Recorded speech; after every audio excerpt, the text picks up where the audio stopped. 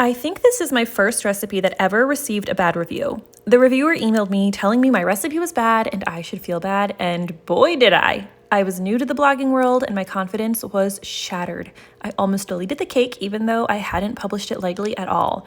No, I had painstakingly tested it multiple times, had lots of taste testers, spent lots of money buying ingredients to make and remake it, and this was money I didn't really have to spare as I was working a separate job and making no money on the blog. So I tested the cake again, and thank goodness I was getting eggs for free, or I might have gone broke because of this review. And I had other people test the recipe too.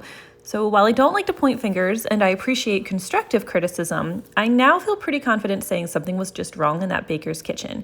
And I get it happens, but this recipe has gone on to be one of my most popular, and it's even been on TV, and I make it myself often because it's just so good. It's a fun cake and I hope you love it as much as I do, and if you don't, please just don't send me any mean emails.